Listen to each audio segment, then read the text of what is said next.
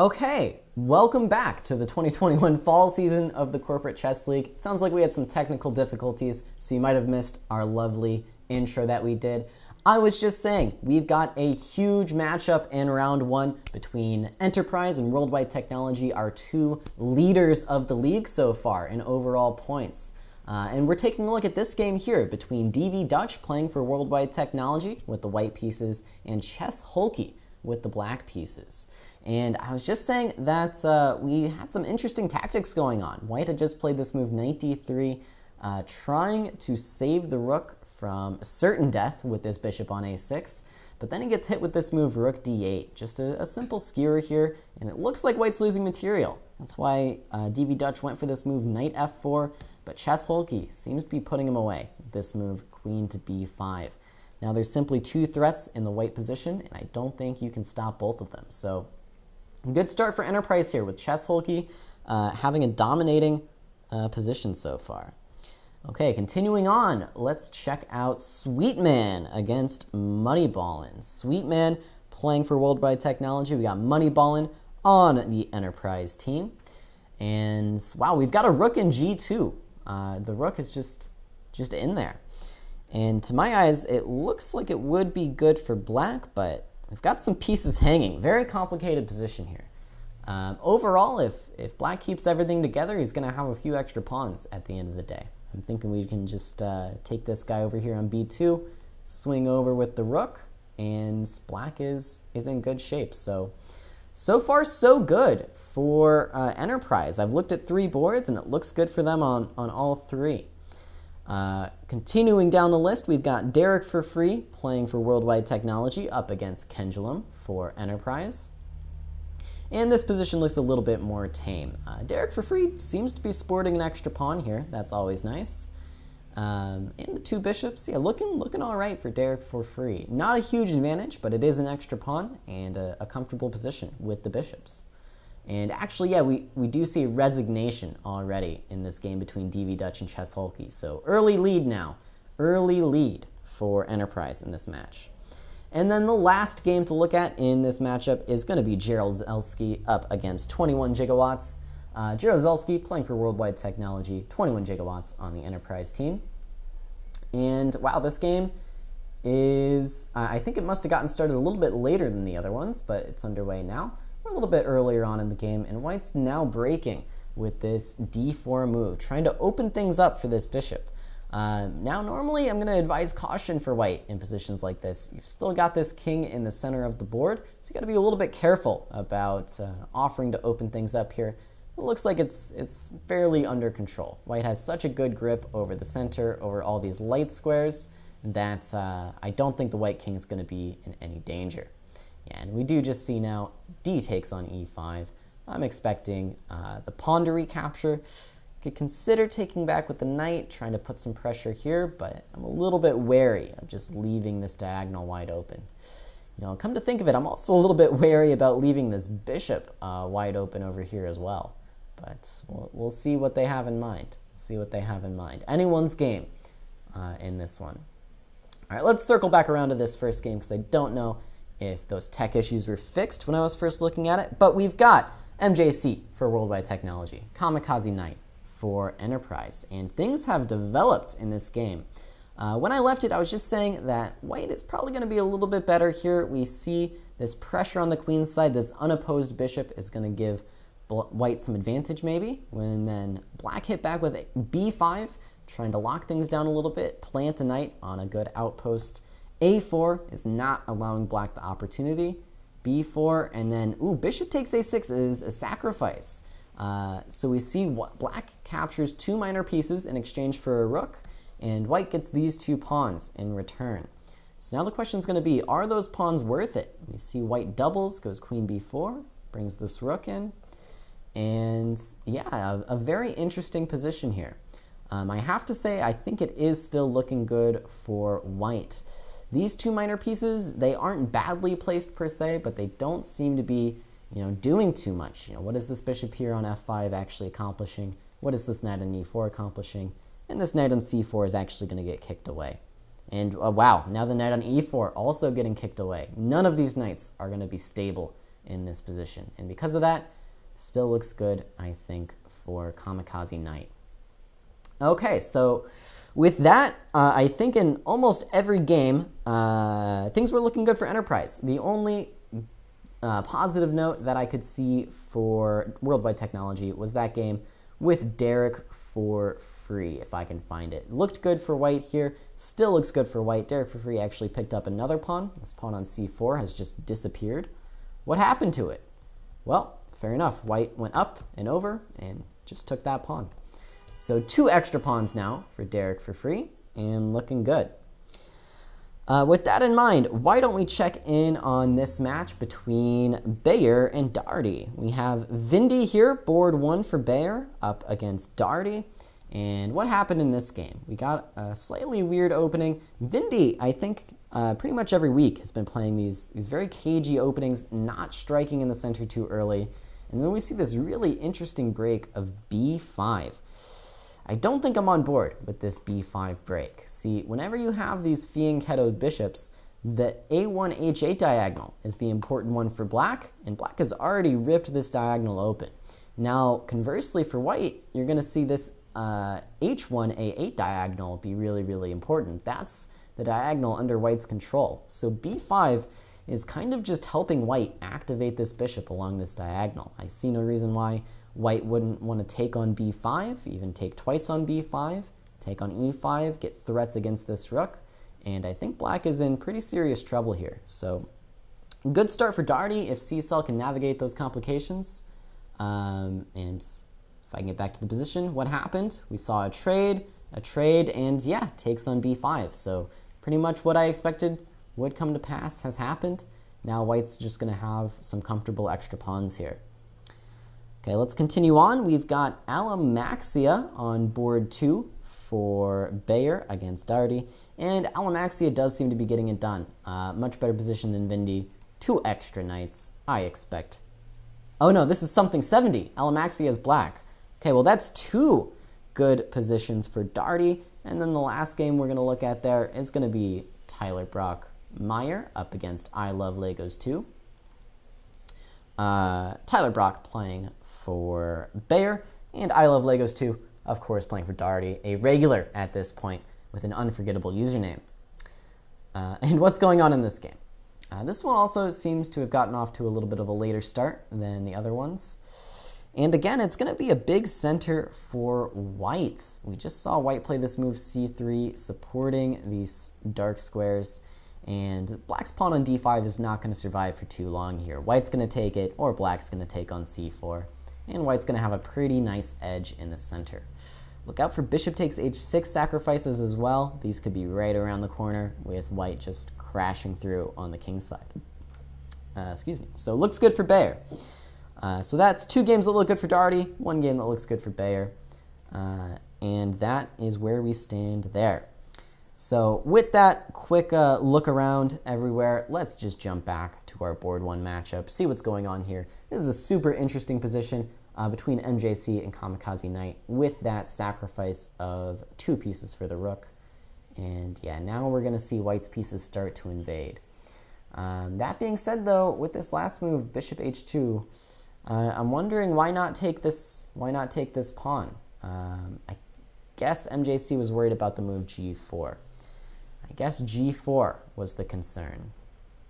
It sort of felt like you got to take these pawns before it's too late. But yeah, now bishop e5, this is potentially giving black an opportunity to try and invade over here. But yeah, MJC's just fallen into this habit of responding to threats, and some threats you just can't respond to. Now, I think white does have a knockout punch here with rook to c8. After rook to c8, what are you going to do with this knight? Just what are you going to do? You can't move it out of the way, otherwise the queen comes through on f8, the support of the rook, and you can't even defend this knight. So it looks very, very difficult now for MJC to get back in this game. The question is, though, is Kamikaze Knight going to find it? Is he going to find it? We shall see.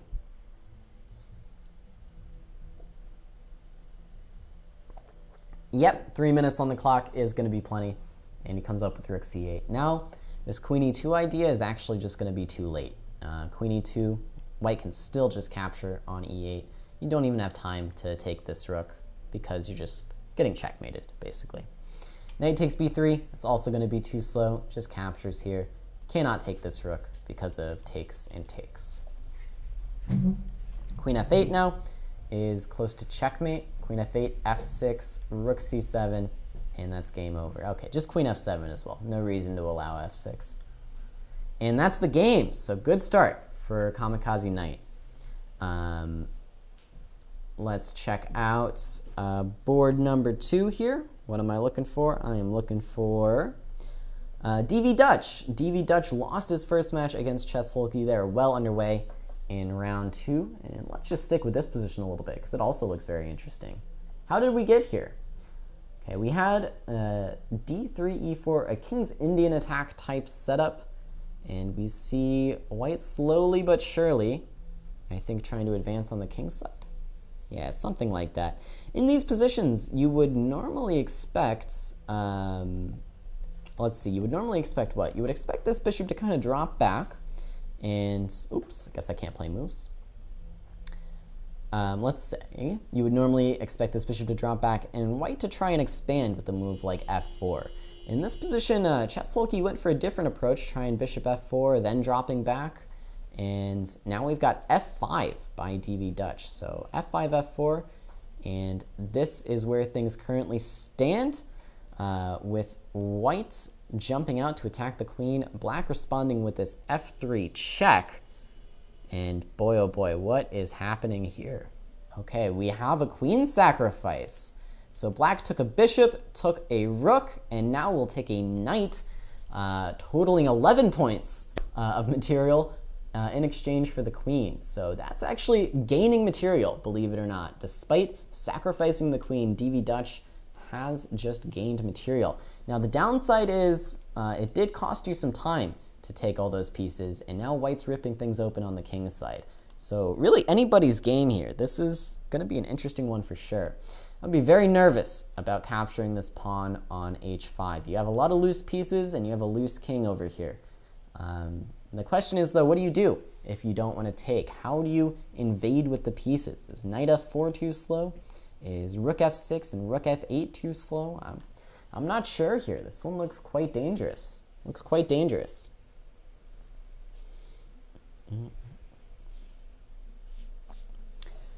And DV Dutch is going to take his time here while he sorts this one out. The more I look at it, the more I think we do just have to capture here. And then thanks to our pieces, we do have some coordination. Play something like knight g7, response to queen h5, and I'm actually covering quite a lot of squares around my king. This knight supports the bishop supports my knight, and then after that, I'm going to slowly but surely ramp up the pressure and come after your king here on f2. Yeah, DV Dutch takes the other approach. He goes bishop g3 right away. And this looks tempting to try and counterattack. But when you have this many pieces on the board, it's less about making threats right away, and it's about making sure all of your pieces are very, very stable. So I'm not a huge fan of this move because it makes this bishop just less stable. Now queen g4 is going to be attacking a billion things at once, and you have to work very, very hard to keep everything together. So keep that in mind. When you have a lot of minor pieces against a queen, you want to make sure they're all stable. They're all very safe. And that's what takes in knight g7 would have done. Would have kept this knight safe, kept this bishop safe, kept this knight safe, and then that gives you the freedom to bring the rest of your pieces into the game. That's what coordination's all about. Bishop g3, and yeah, now queen g4 comes on the board. Chess Holkey knows what it's about. He knows what it's about. And now, what to do? What to do? You have to deal with this, you have to deal with this, you have to deal with this. Rook takes f2 is legal, but it's just a check. And even if you pick up this bishop, the rest of your pieces are suffering for it. They're suffering. So in this case, I think I'm starting to go back towards liking the extra queen here. Liking the extra queen. It's a useful piece, the queen. It does a lot. It does a lot. And big news, Kamikaze Knight did win that game as expected.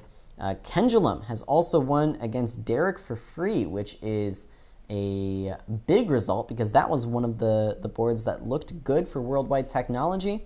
and then ends up going to Kendulum instead. Ends up going to Kendulum. Okay, we do see rook takes f2, king g1, and I think black is pretty much going to have to take over here. Maybe there's some really weird knight f4 idea, but it looks a little bit artificial. I don't think this is going to be the way to go for black.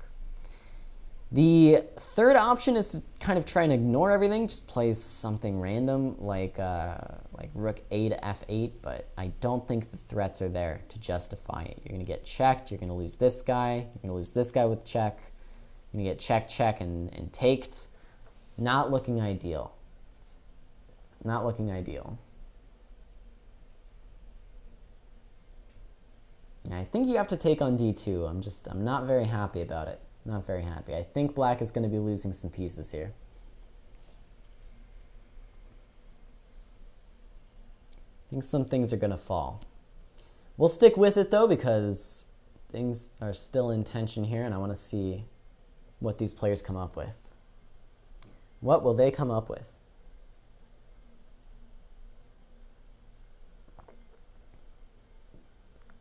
Yeah, rook takes d2. And now you are spoiled for choice with white. Which of these pieces do you want to capture? I'm thinking you got to start with the knight. Ooh, no, he takes with the queen. Yeah, I don't actually know about this decision. This one feels a little bit wrong to me. Now I can save my knight with knight g7. Chess-Hulky is probably planning an eventual h6 idea to threaten checkmate. Ooh, but king h8 is also a very nasty idea. Believe it or not, the idea of king h8 is to defend this bishop on g3 due to the threat of rook g8 coming in. Yeah, I think queen g6 was by far the worst of white's options for capturing there. Now, though, queen e6 is a counter trick. If we go rook g8, that's actually checkmate in one. Very dangerous stuff going on. Very, very dangerous game. Now, if I'm black, I'm looking for that stability. I'm looking for moves like bishop e5, moves that put all my pieces on squares where they're defended, so I just know I'm not about to blunder the game away. That's the idea here. Can maybe throw in a check if we're really interested.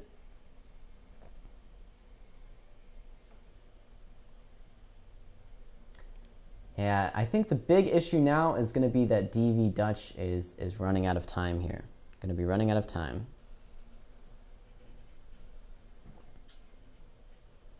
Okay, we got bishop e5 on the board.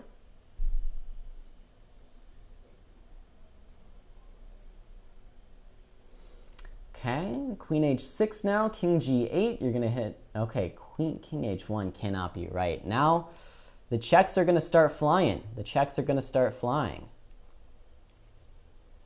And yeah, DV Dutch, this is the opportunity to make a comeback here. This is the opportunity.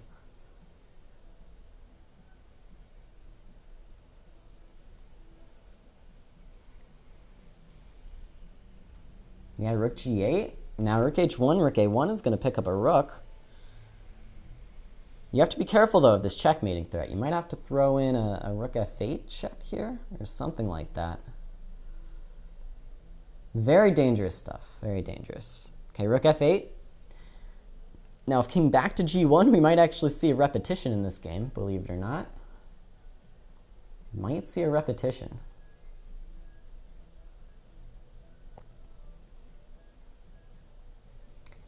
I wonder if there's some way for black to deviate here, but I don't know. It's looking very dangerous, very risky to just not accept this repetition. The king is so weak here, and if you do anything else, white might be the one that starts giving checks. Yeah, okay, king g1 and rook back to g8. Okay, maybe you can go rook g2 here. Maybe you can get away with it. Just rook f8 instead. With the clock situation, I don't think this is a terrible idea. That being said, though, the match situation is not looking great for Worldwide Technologies, so they really need every point they can get here.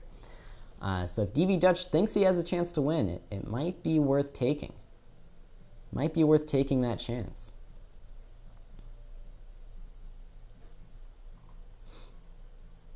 Chess Holkey now is, if I know Chess Holkey, he's thinking about king e1. He's trying to get him. Trying to get him. He sees the clock situation, and he's thinking if he can deviate and score an extra point for his team. Yeah, and he does. Wow, king e1 is bold. Probably too bold. That's just checkmate. That's just checkmate. So, you know, greed is sometimes good, but in this case, Chess Holkey gives the game away with king to e1, and that's just not it. That one's got to sting a little bit. That one's got to sting just a little bit. That's checkmate. Wow, what a game. What a game that one was. So with that, let's actually click on over and check out our current standings, if we can.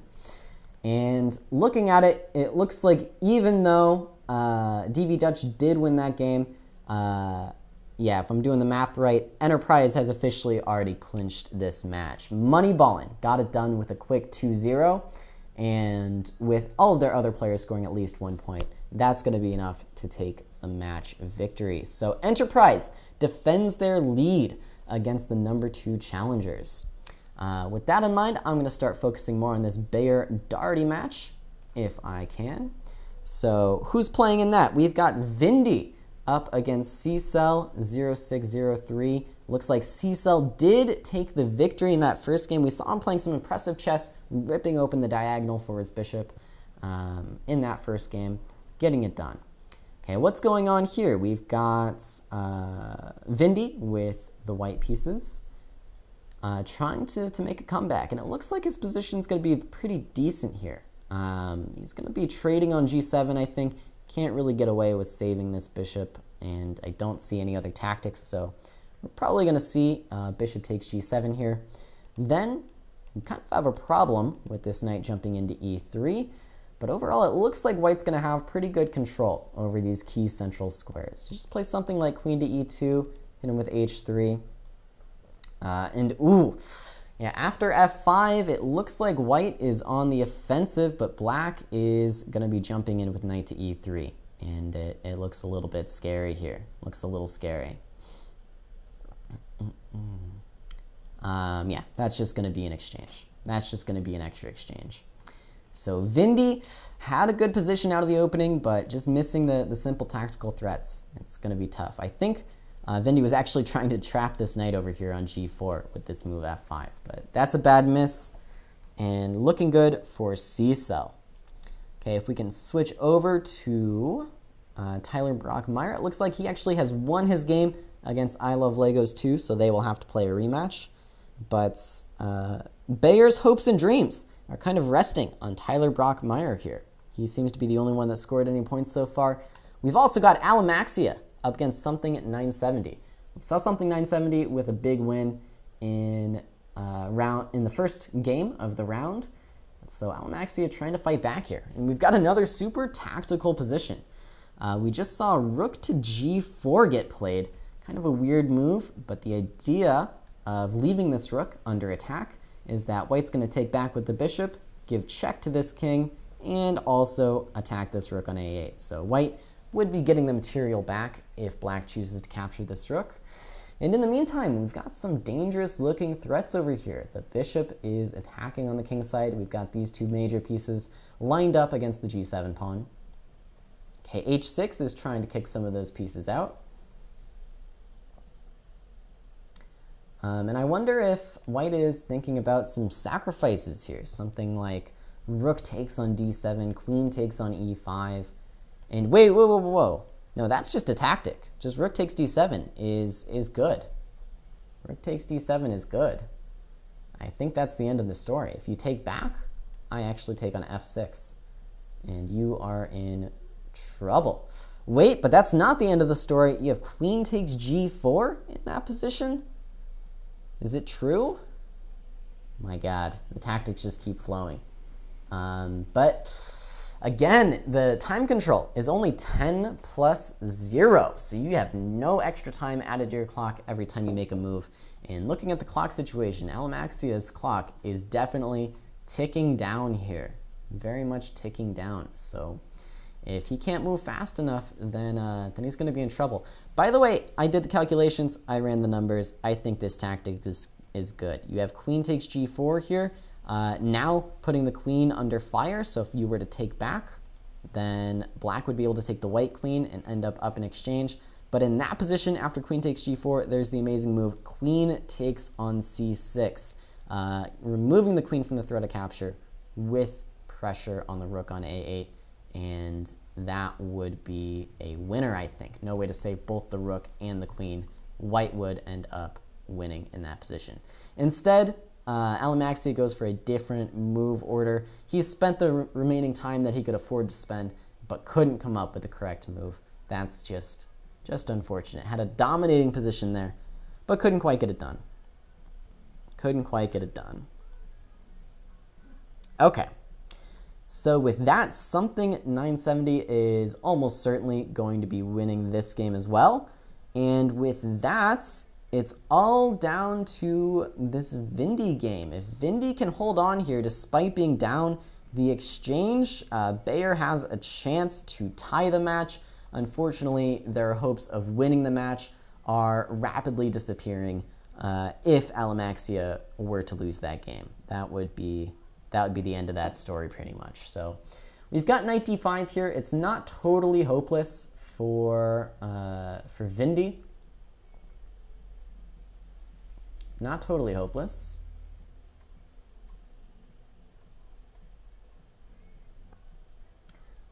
He is down the exchange, but again, he does have really good control over the light squares in the center. So he's coming in now with this bishop out on d5, a very solid outpost for it. And if you're going to save this game, I think you got to start launching some pawns on the king's side. White needs to get something going over here, needs to start attacking this king. Take advantage of the fact that this dark squared bishop is missing. It's a good source of compensation. So if I'm white, I want a pawn on h6, and I want a queen on g7, and I want to declare checkmate. Now, it's obviously a little bit of positive thinking. It's going to take some work to actually get that done, but that's the idea. Yeah, this move c4, I'm not super thrilled with. In a position like this, I want to keep my pawns back a little bit, and I want to use them to make sure I can lock the position down. Keep an eye on some of my dark squares to compensate for the fact that I only have a light square bishop. c4, now this diagonal is going to be wide open for this queen to start invading on. And once black starts getting counterplay over there, it's going to be tough. Going to be tough. That being said, if this queen were to leave a little bit too early, maybe we'll see some kind of f6 idea and threats on these dark squares. Okay, queen d7 instead, and yeah, I'm not sure I'm in love with this move either. Again, we're looking at these f6 ideas. Okay, e6 was the point. I just missed this move. Yeah, e6, and now this bishop's trapped. Another reason why this move c4 just felt a little bit wrong. Okay, white's not throwing in the towel though. White's saying, if you take my bishop, I'm going to try to checkmate you. So, very important here, I think, that this king goes to h8 rather than g8. Why is that? Well, if you go to g8, I go queen e3, queen h6, and there's nothing you can do to stop queen g7. If you go to h8, then at least against this, you have rook g8 to sort of calm the storm, to keep your king alive for a little bit longer. Now, white's still going to be coming in with moves like rook f4 and rook h4 to checkmate on h7, but that's going to take some time, and with that amount of time, I think black should be able to maneuver his way into the position and keep things under control. So king h8, it's do or die now for Vindy. You've got to try and go for checkmate, but it's probably not going to be working in the long run. There are some very tricky ideas though, so definitely got to invade on those dark squares. Got to invade on those dark squares.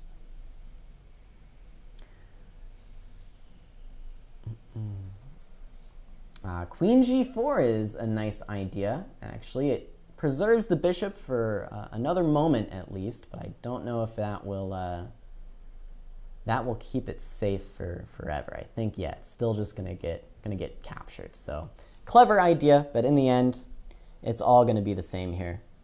You just got to go for this checkmate. You just got to checkmate the guy, Vindy. Cross your fingers and hope for checkmate. Okay, queen h4. I don't actually like this move as much as queen g5 because now black has the opportunity to play h5. I'm not sure if it's correct, but it's just another way for black to try to keep you out of the game. Okay, we do see queen h6 now. Rook g8, only move to stop checkmate. And now you got to play rook f4. And after rook f4, I'm very curious if black will be able to spot the idea. Maybe you can, there's an argument for playing rook f3, but I think rook f4 is your best shot, and I'll explain why if we see it. Okay, yeah. Takes on d5 is way too slow. Now you're going to see this queen invade, come into h5, and wreak havoc. Here's the trick, though. If I were a dirty swindler, I would play the move rook f4. And the reason is, let's say black plays some kind of slower move like queen e6. Yes, I have rook h4 here with a nice idea, but I also have queen takes h7, king takes h7, and rook h4 checkmate, just immediately ending the game. So really nasty stuff. That being said, against rook f4, I do think black has this move of g5. So maybe rook f3 was a bit better. Yeah, actually rook f3, and I'm not so sure what black is doing. You probably have to sacrifice your queen here to stay in the game. But yeah, takes on d5 is going to be way too slow. Oh my god, I say that, but then this move is just a howler, like Yasser would say. Queen takes e4, you cannot play that. You have to go queen h5 here. Get this queen out of your position. Now rook f4, we saw a check, and that idea that I mentioned just might crop up here. It looks like tactically, though, black did find a way to hold on for the moment. Queen e3 check and that sort of pin along that diagonal. And okay, maybe black's play is not quite as bad as I thought, although, yeah, looking very scary. Like there's rook h4 ideas. Queen e5 is going to be enough to get out of that one, though. But definitely scary stuff. That being said, it looks like C-Cell does have it under control. Just barely.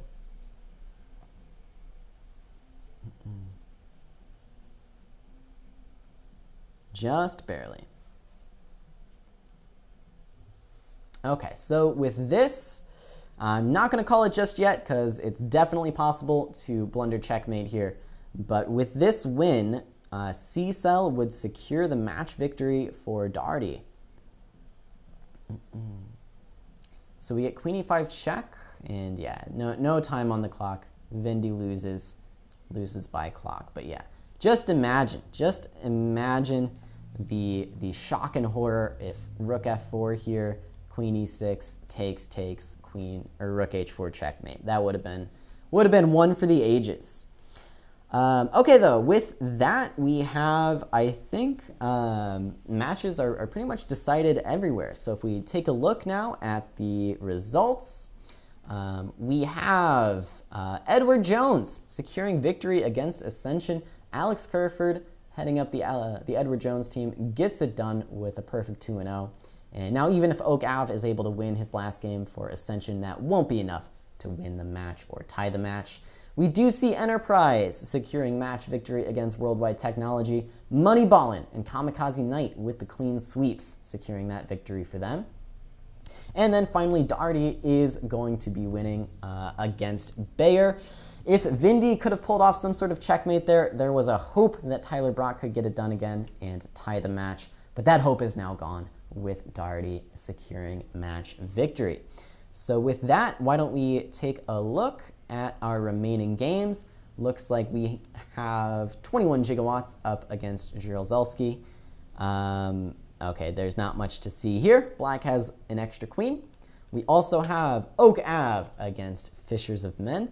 Ooh, and this one does look very, very dangerous. Black has the extra queen, but I was going to say white has a rook and a bishop for it, but that bishop did just die. So not so interesting anymore. This pawn is going nowhere. King e7, and the pawn will not survive. Still king e7. And the pawn will not survive. Okay? Making it tough now. Rook f8. And white is going to be getting a queen as well. Okay, rook c8, and white is also going to be getting a queen. Although, wait a second. This is checkmate. Yeah, you had to go rook f8 check. Otherwise, rook c8 would have been good. Oh, but the checkmate was missed. Will black be able to find it with 10 seconds on the clock? Queen e1, you have to go g6. No, he's not finding it. He's repeating moves. He's repeating moves. And that's a draw. That's a draw. Just could not find g6 check here when the white king is busted. So last second draw between Ogav and Fishers of Men. Really crazy stuff. Okay, and that leaves us with our last game of any of the matches. Tyler Brockmeyer against I Love Legos 2. I think they got started a little bit after the rest of the players, so their game is the only one remaining. And it looks very good for Tyler Brockmeyer. He did his best. Did his best for Bayer, but even 2 points is not going to be enough to level that match. So how do you go about winning a position like this? Well, you've done the hard part. You've got the extra pawns. Now all you have to do is push them up the board. So yeah, get the bishop out of the way. Start pushing these guys forward. And above all else, please, please, please do not hang back rank checkmate. If you do, then you might have to quit chess just out of shame. Just out of shame. So hoping that no back ranks happen here today. White, of course, sees the opportunity, is going to give it a go. Rook e1, threatening rook e8. You can play rook to b1 here. White's probably going to play bishop c1, renewing the threat. But yeah, not mad about h6. Just give your king the flight square, and now you can't lose. Rook to b1 is going to be good as well. Just trade off when you're up material. And yeah, just push the pawns. That's all you got to do here. Push the pawns forward. Like, the game kind of plays itself from this point on. Not many ways that this can go wrong here.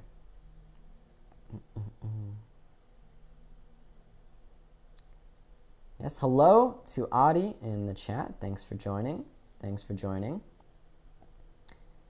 And I don't think we are publicly live yet. I think the US Championships is still going on.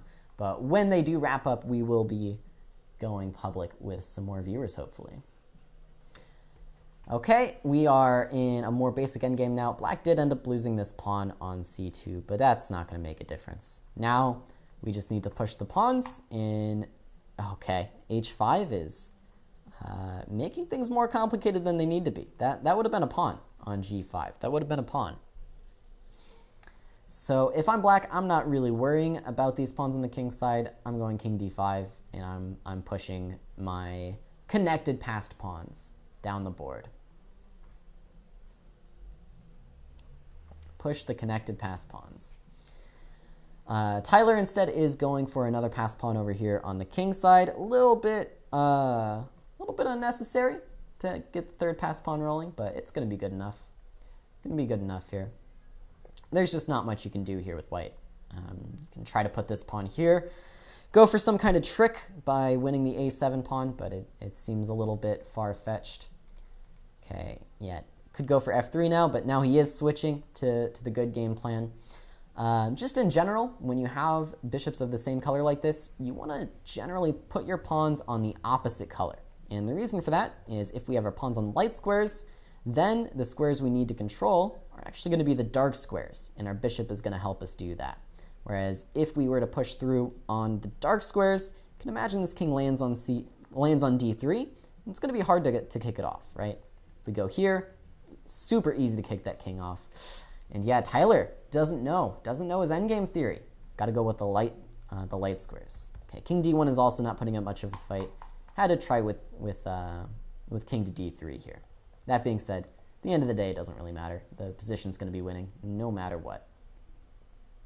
No matter what. You can imagine bishop c5 here, and we actually might get a checkmate with this bishop a3. Might end up with checkmate. And we are going down that path. Okay, king c3 instead doesn't spoil anything. Does prolong the game slightly, though. Yeah, but now white can't stop everything. You just can't stop everything here. It's kind of interesting. Black is playing this position as if he didn't have a bishop, and he's still making a lot of progress here. But yeah, if you look at how Black has played this, it's sort of like the bishop didn't exist, right? He just sort of pushed with the pawns and the king alone. Kind of funny, but it's enough. It's enough. Okay, last hope for White is stalemate tricks. Got to play h4 if you're a big-time swindler. Got to play h4 here. But yeah, not even h4. And queen a1 sacrifices one queen, checkmate with the second. And that is the end of our first round of play. Nothing left to look at. So let's jump back over to our pairing sheet here and take a look at the final results. Alex gets it done for Edward Jones with a quick 2-0. Justini Linguini splits with Gilmore 999. And Fishers of Men, we saw with that crazy draw in the final minutes of our round, couldn't find that last checkmate to get the extra half point. No matter though, Edward Jones wins the match and wins those all-important 20 Grand Prix points for Edward Jones.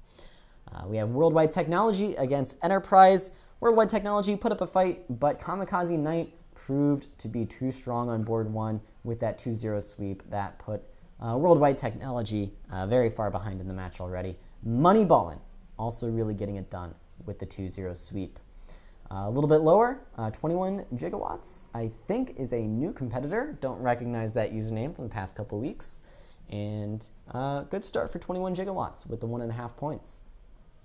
Moving on down the line, we also took a look at the Bayer-Darty match. We saw C-Cell playing some pretty impressive chess here, able to defeat Vindy in 2 straight games.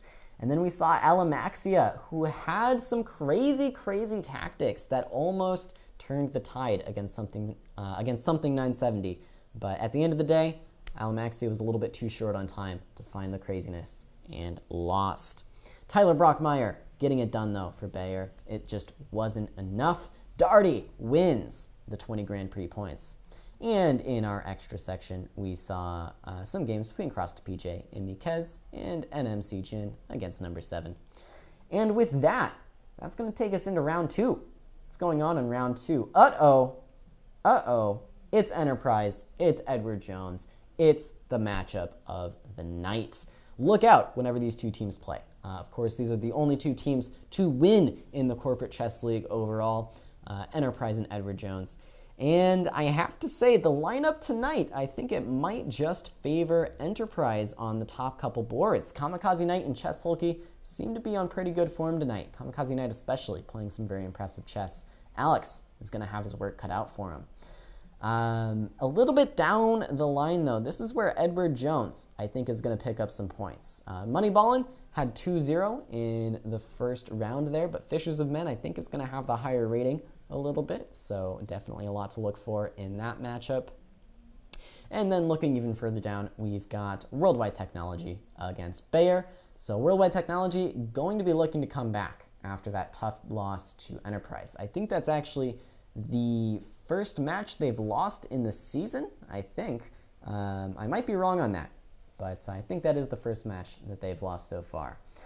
We also have Ascension against Darty on the other boards. And I think with these matchups, we have nobody in the extra section. That doesn't happen every day. So everybody is fighting for their team in the next round. And looking at the clock, it's 7:02. It looks like we are just about ready to get underway. And just like that, games have started. So we've got Justini Linguini up against Chess Hulky. Let's see what's going on. We've got d4, c4. Queen's Gambit declined. Ooh, and Knight takes on d5. Not the most common. We'll see what Black has in mind. And wow, yeah, Black is playing early Queen b4. Very weird stuff in the opening. So why don't we see Knight takes d5 every day? Normally you want to take back on d5 with a pawn. And the reason for that is what you're seeing right now in the game. White just broke through with e4 and is going to have a little bit of a space advantage in the center. Whereas if you had a pawn here on d5, that would be a little bit harder to achieve because the pawn could always capture if you break through on onto the e4 square. So white now going to be playing for that space advantage. In the meantime, though, Jetsulki does have himself some nice squares with this knight on d5. I would have been a little bit wary of playing this move so soon if I were white, because I think after knight to f4, this bishop would be a little bit stuck, and that bishop is an important piece for white. That being said, I don't like what Jetsulki did. He captured on c3, which is only going to fortify white's center, and let's see what happened from there. Okay, yeah, white broke through with e5. Again, might be a little bit early for this move, although actually never mind. It's just tactically winning. Just e5 and bishop h7, and there's no defenders on that square. Now though, the reason why you don't want to play e5 too early is if this knight can stay here on d5, it's going to be a good outpost. It's going to be a very good outpost for that knight. And yeah, again, I find myself disagreeing with the way Giustini chose to go about things here. I think you have to go c4 here. Otherwise, moves like g6 look scary for black, but they might be real threats. But yeah, I would have much preferred c4, kicking that knight off the d5 square. Although now we see Jetsulki is moving it to f4 willingly, trying to threaten some kind of g6, if I had to guess. That being said, though, I think knight f4 is kind of asking for it. I think we're going to see queen e4 land on the board, and stuff like queen h4, knight g5 are going to be coming in. Okay, just g3 is going to kick the knight out as well. Not a bad move by any stretch. Yeah, I have to like Giustini's position here. So good start for Edward Jones on this board. Let's check in on board 1. Just getting underway between Kamikaze Knight and Alex. We'll let them play a few moves before we check back in. Moving on to board 3, we've got Moneyballin' for Enterprise against Fishers of Men for Edward Jones. And it's going to be a Queen's Gambit accepted. Okay? So we're going to see a similar kind of structure to the previous game, where white is going to get this central pawn duo. Now, the key here for black is going to be striking back in the center. You have to play a move like c5 here to challenge these pawns in the center. If you don't, you're going to be a little bit cramped. And actually in the game, knight c6 I don't think is the right way to go. White broke through with d5, but I think e5 would have been even stronger. What's the point? Well, the point is black actually doesn't have this d5 square. We could just capture, and then we have a super strong pawn on e5, and not such a great structure for black. Okay, instead though, d5 is not bad, and yeah, now we're going to get a little bit tactical here, Okay, we see a bunch of trades, and then I'm not actually sure about this position. Black chose a more conservative way to go, played queen d6, stepping out of this pin. He was worried about this knight, but this pawn on d5 is very, very weak, so definitely double-edged position. All right, continuing on, we saw a trade in rook e7, and yeah, I think white is sort of getting away with it here. It felt like at some point there, black might have had an opportunity to win a pawn in the center, but yeah, now I think with the rook activity, it's going to be good enough for white. Okay, now with black, after d6, you can take on f3, take on f3, take on d6, but the white rook is able to capture on a7. So nothing doing here. If I had to guess, I would say the objective evaluation is a draw. But with all this activity, you might see Moneyballin' come up with something here. You might see him come up with something. So now you could play rook takes a7. I would actually be tempted to just slot in this move, rook to d1 instead. The reason being, I just want to activate the second rook. So yeah, rook a7 instead, but now what I was worried about is actually this move, rook to c2. All right, if I'm white, I want to play rook to e2. I'm not super worried about losing a pawn or two here. I just want to keep the black rooks out. Yeah, so b3 keeps the pawns, but now you'll see some activity starts to come. And once both these rooks are active, it's going to be white who's on the back foot. So always remember, in the endgame, activity is usually more important, even more important than material. Even more important than the material. Okay, continuing on down the line, who else is playing in this match? Let's see. We have Kendulum playing for Enterprise against Miquez for Edward Jones. Let's take a look at that game. And ooh, right off the bat, looks good for Kendulum. Look at all this space on the king side. Look at all these threats around the black king. You have to work pretty hard here not to mess something up with black. That being said, for the moment, I don't see the breakthrough. I don't see the breakthrough. And in the meantime, slowly but surely, black is going to break through with b5. I like this move queen e7, though. It just makes sure everything is super, super safe before getting crazy elsewhere. So something like queen e7. Maybe he wants to play rook b7 first. If you don't play rook b7, I'm actually not super sure how you ever play the move b5. Okay, looks like Mikez is just giving up on the b5 idea, trying to get this knight out like this, but queen h5 poses some problems. Now you have to deal with queen takes h6 and with the pressure on the rook. That's why you see the move king to f8. A little bit curious though, what do you do against queen g6? I don't think you have a move. That's why I wanted to play queen e7. Just wanted to keep things a little bit more safe, a little bit more solid than this, because now I do think that it's going to be rather dangerous for Mikez. I think queen g6 is just winning material. I think you have to go back with king g8, and then queen g6 is good. Okay, rook f6 instead feels like slightly the wrong move, but white is just going to build the pressure up slowly. There was a nice tactical blow there that could have been found by Kendulum, but the slower approach is also going to leave you with a very good position. Okay, so looking good for Kendulum overall. And then who else are we looking for here? Let's take a look.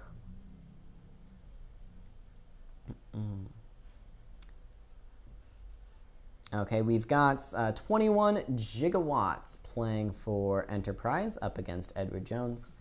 And oh my god, we just came in on a queen fork. Look at that. That's a nasty one. So Paul Frauen, again, looking good for Edward Jones.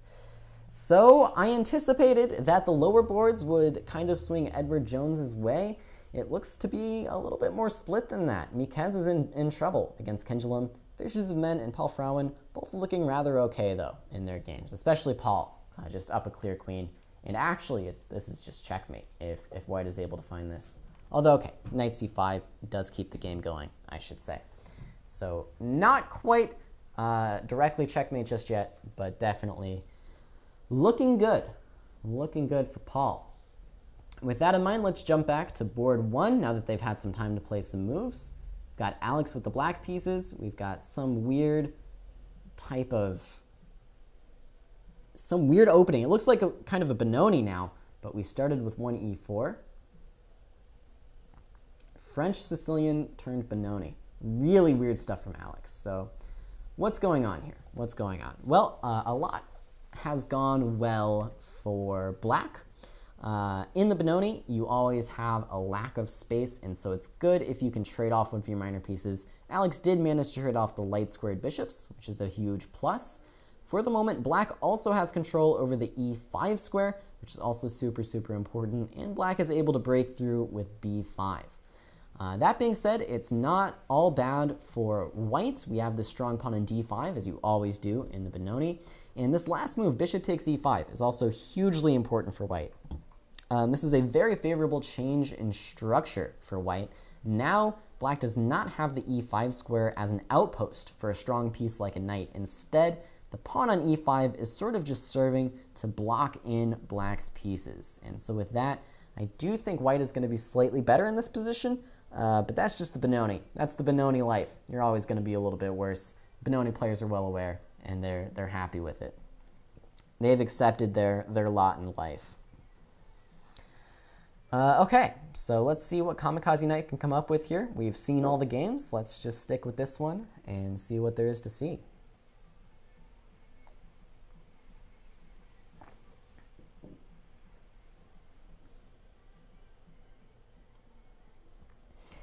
Okay, if I'm playing with the white pieces here, I'm definitely looking at hops like knight f5. I'm also looking at moves like rook a6. The queen side is where things are opening up, and so I want to be sort of diverting my pieces to that side of the board. There are other options. You can play something like knight c3, try to jump in here. And okay, now I'm just realizing I'm not in the live position. Knight c3 was played, knight e4 was played, takes, and bishop d6. Okay, so now we're caught up with the players, and Kamikaze Knight is still thinking here. So he did go for that plan of planting the knight on e4. And this move b4, by the way, for black, I really don't like it. As black, you want to open things up over here. This is your only source of counterplay. By locking it down, there's only one open file on the board, and white is in control of it. So really nothing good in the position anymore for black.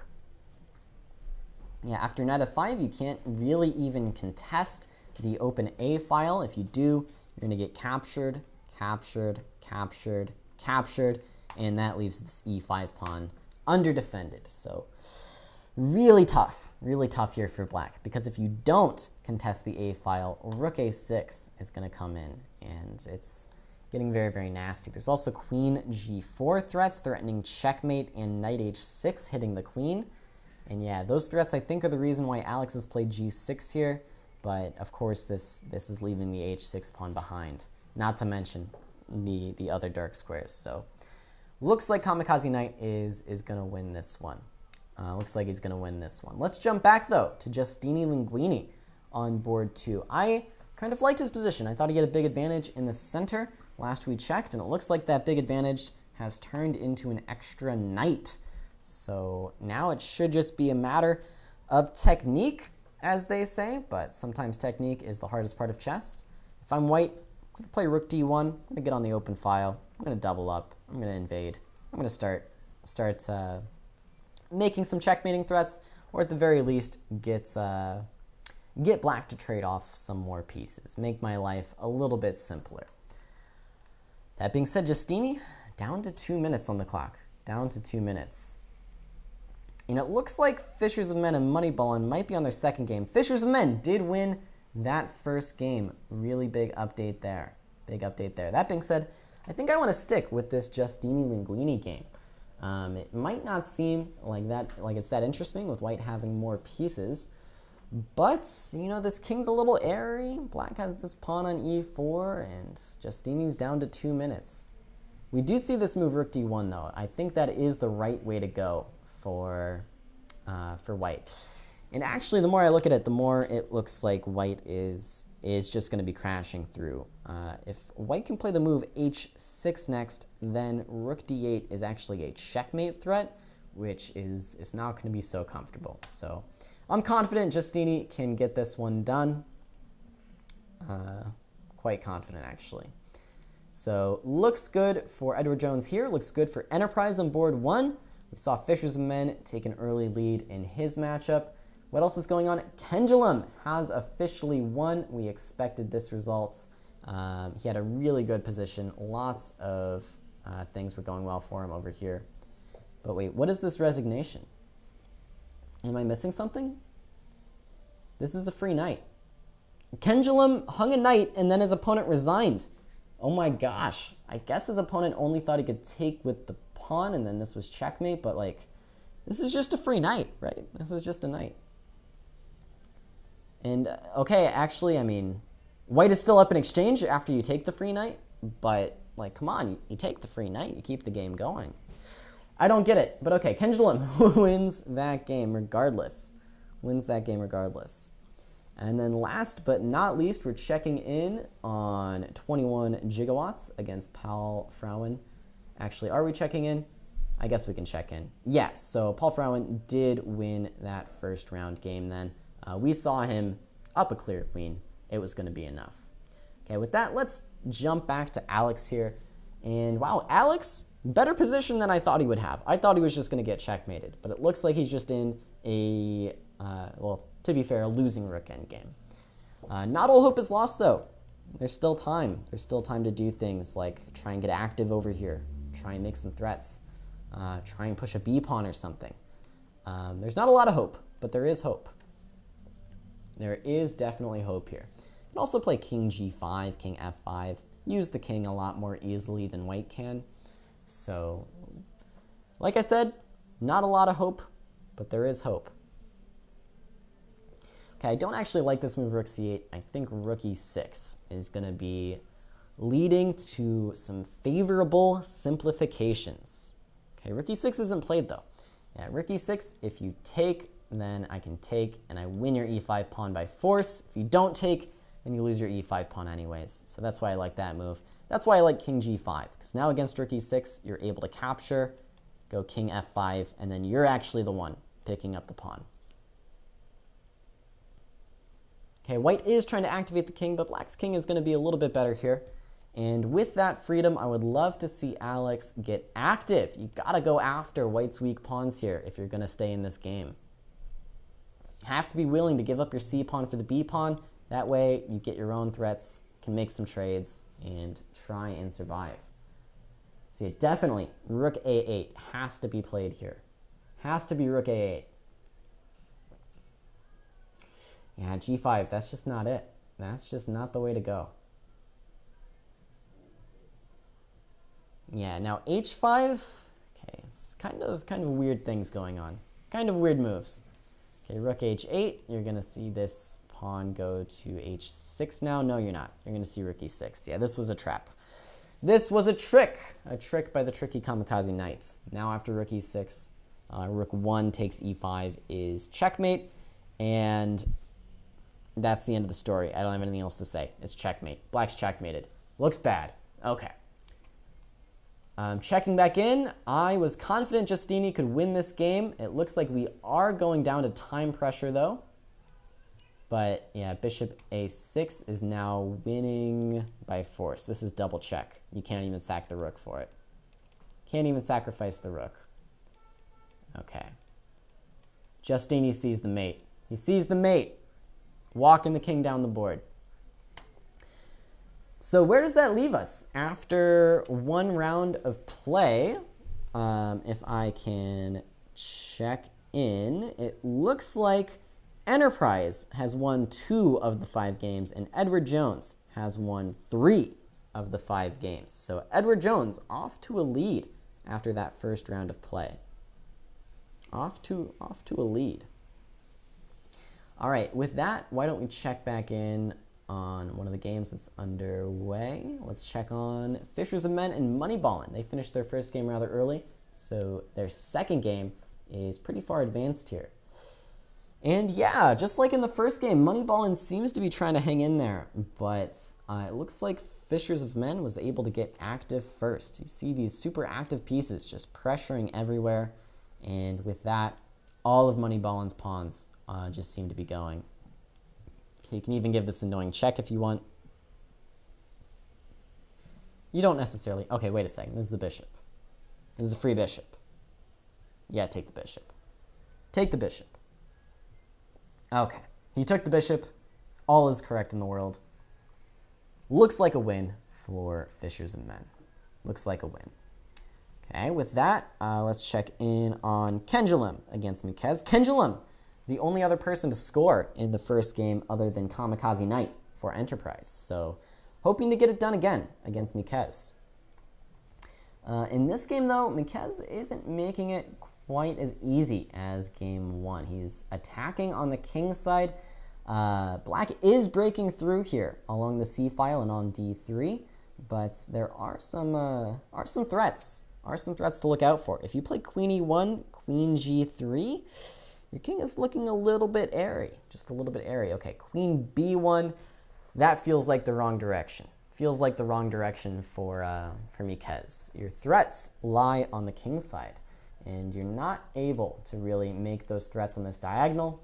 The knight just has those squares covered a little bit too well. That being said, I don't understand a6. I would take this pawn. I would take the pawn back. Queen h4 now, but g3 is going to keep it under control. And yeah, you're kind of just opening up lines for white here. King g2, rook g7, rook h1. And what's the big idea? What's the big idea? It kind of feels like both players have started playing on the wrong sides of the board. White should be trying to put all the attention on the king side, where he has these strong pawns, this extra space. And black should be trying to bring all the attention to the queen side.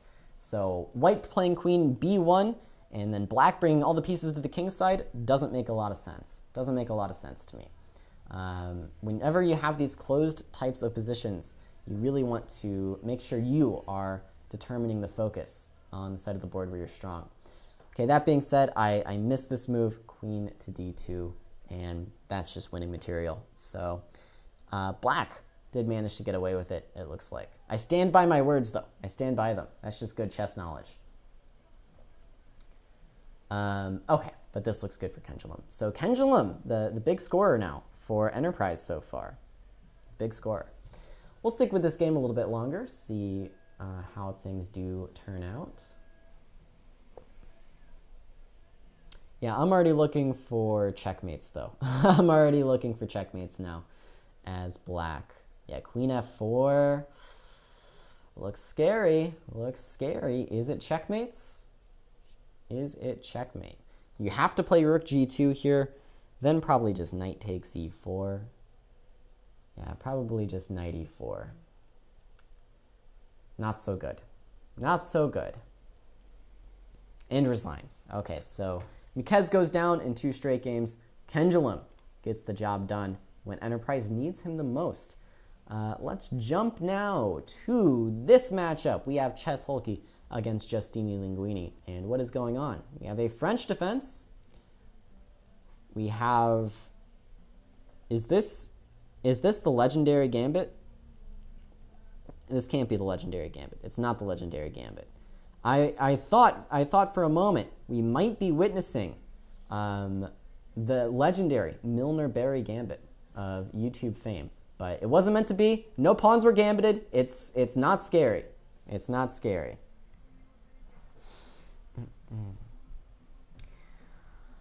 Okay, we got bishop g5 on the board now, and what is going on in this position? What's going on here? We have the isolated queen's pawn, as they say. We also have this structure for black. You might be used to seeing these positions, this pawn back on b7, but this structure with the pawn on c6 is also not so rare. In some cases, it can actually be advantageous for black to have the pawn on c6 because it just solidifies the control over the d5 square so much more. Now, I'm not convinced that this is one of those cases because it does look like white has meaningful pressure here. And by the way, black can't castle kingside, and that's just not a pleasant thing to deal with. Not a pleasant thing to deal with, having this king in the center. So I do think Chess Hulky is on the better side of things here, which is important because that loss in the first round is what put Edward Jones over the edge. That's what gave them the lead in round 1. So we get queen to d2 now, and the move is passed back to black. What are you going to do? How are you going to solve this king? How are you going to solve this bishop? Too many problems. Way too many problems. Bishop d7. Okay, that's a start. That's a start.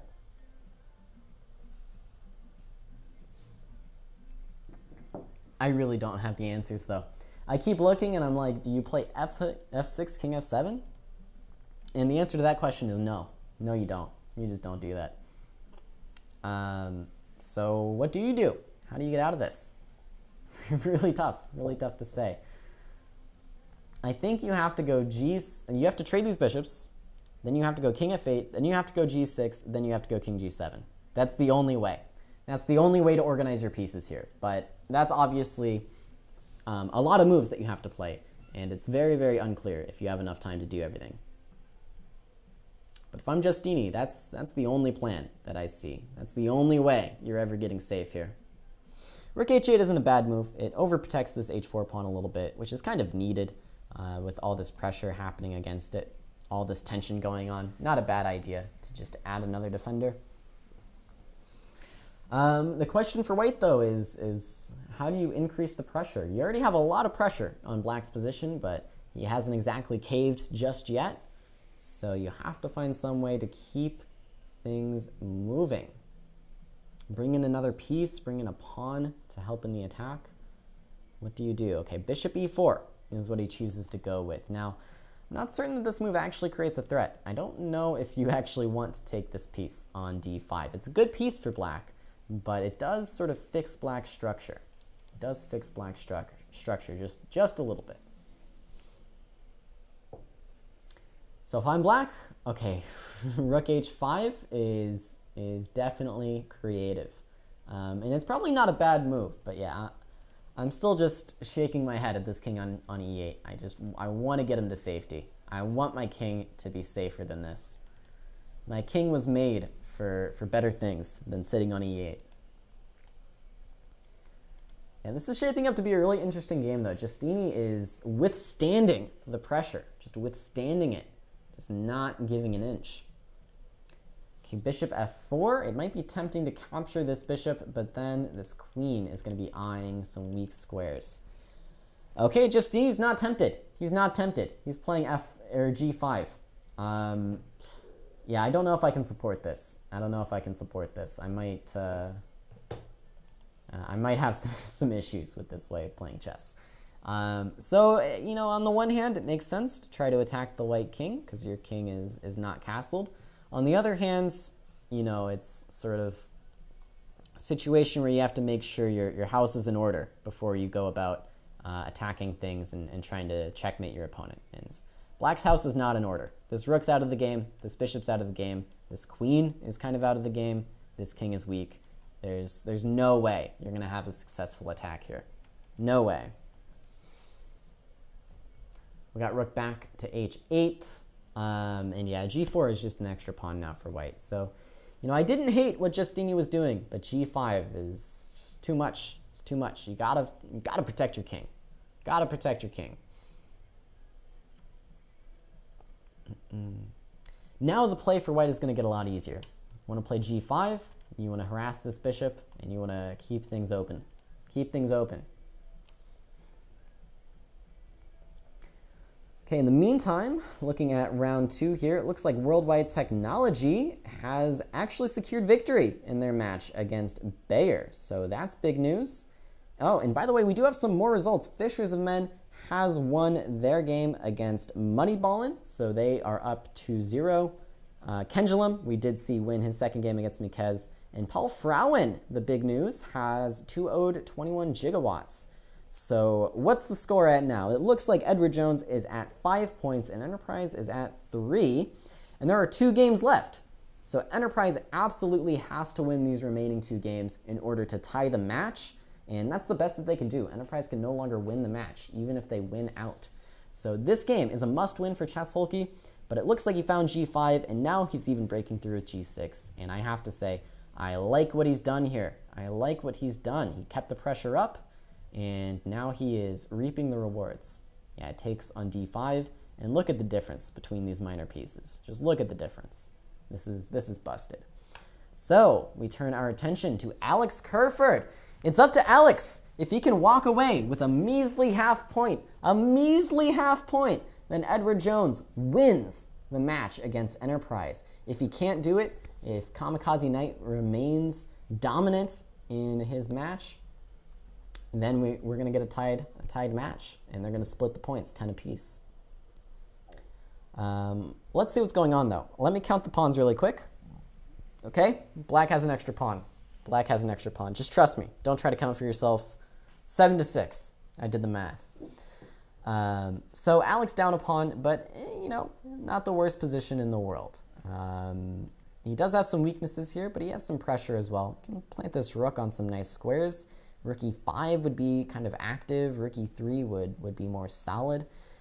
Okay, c4, I don't know if I can support this move either. It has good intentions. He wants to open things up with something like d5, activate the rooks even further, but it is leaving weaknesses behind. And you already know that black is looking to plant this knight here on f5. Rook f5 instead is a little bit simpler. It's just a double attack. Just a double attack. But if I go king h4 now, then if you take, I have c5. Knight takes f7. It's gonna get a little crazy. Gonna get a little crazy. Just a little crazy.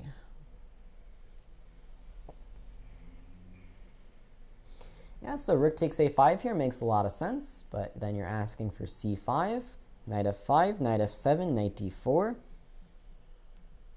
And I'm not so sure. I'm not so sure. I think at the end of the day, that's going to be good for black. Okay, g6 though, I don't like this now. Just b4. White's coming through with b4, and he still has this sort of grip over everything. You know, I definitely still prefer black, just because I counted the pawns.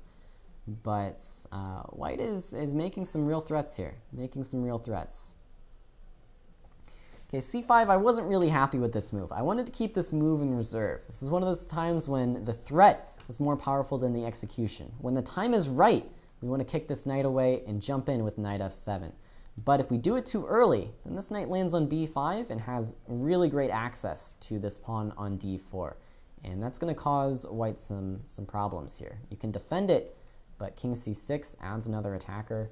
And it looks like Kamikaze Knight, slowly but surely, is taking over the game. Taking over the game here. Yeah, just king c6 or even king e7 to defend the f-pawn. And I think our d-pawn is just going to die. It's just going to die. Go king e7, rook e4, rook d5, pawn's dead. King c8, I don't like this move. The king is a fighting piece. You want to use the king actively in the endgame. And king e7 would have been great to defend the f7 pawn. Instead, though, king c8 is a little bit passive. A little bit passive. Okay, rook e4 by Alex is defending. And see, now I would love to play rook d5 and just win this pawn outright, but I can't because of this pressure over here. Now, if I had my king on e7, I could do that. Okay, e5 was what he wanted to go for, but I don't really get it. Just d5. What's the problem? Just d5 here.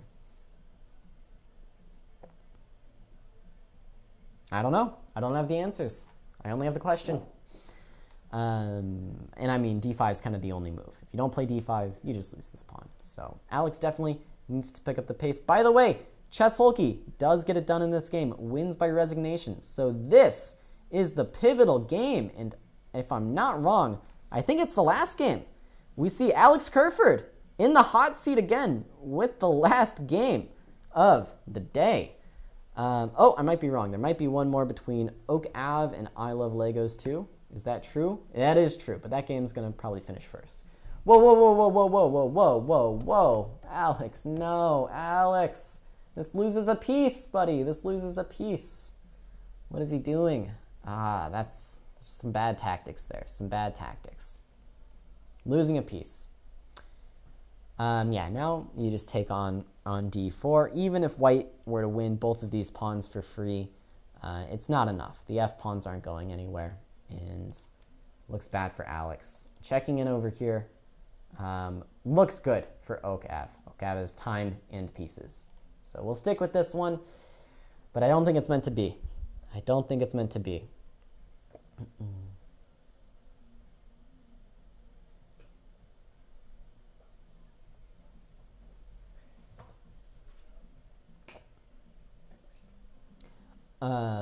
Okay, and I think we are actually going to take a quick break here as we wait for these games to wrap up. So stay with us. We will be back before too long.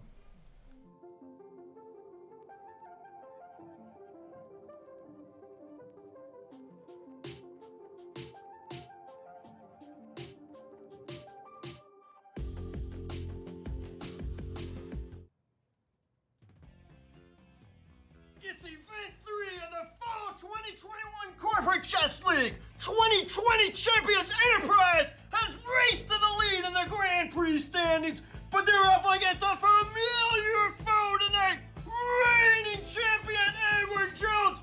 Which corporation will have the upper hand tonight? Find out now!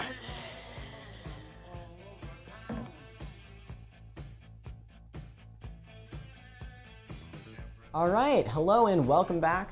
I was just saying we are wrapping up here. Alex Kerford is the last one remaining. He's trying to walk away with a half point in order to win the match for Edward Jones, but he cannot do it. And again, we see Edward Jones and Enterprise actually tying in their match. Really crazy stuff. If you're just joining us, this is the 2021 Corporate Chess League. My name is Caleb Denby. And we just had a very exciting couple of hours here going over and commentating on chess games from local St. Louis corporate people. They're in a chess league. They play each other in teams. And speaking of that, with this game now finishing, Alex does resign. And so we will take a quick look at the results and see how we did today. So With that loss, Kamikaze Knight secures the tie in the match for Enterprise against Edward Jones. Both of those teams walking away with 10 Grand Prix points. And in the other matches, Worldwide Technology bounces back after that loss in round 1, defeats Bayer, and is able to get those 20 Grand Prix points. And then in the Ascension versus Darty match, we saw Ascension actually getting it done against Darty. Darty was off to a strong start in round 1. C-Cell of 603 in particular, playing some really impressive chess. But round 2, it wasn't meant to be. Ascension gets the win. And let's see where that takes us to our standings for the night. It looks like Edward Jones and Enterprise are the big winners, with a pretty even split of the points here. Of course, they tied their match, so they each get 10 Grand Prix points. And then moving down the list, Worldwide Technology still defending their position nicely with 32.5 points tonight. Darty with a good night, over 26 points, and Ascension with 25.5 points. Not such a great night for Bayer, but that's all right. Now, how's this going to affect our Grand Prix standings? These were the standings coming into the night. So Edward Jones is going to make up some ground up against Worldwide Technology, fighting for that second place spot. And Enterprise, the big winners tonight, are going to maintain their first place lead with that big win over Worldwide Technology in round 1. They will not be dethroned here tonight.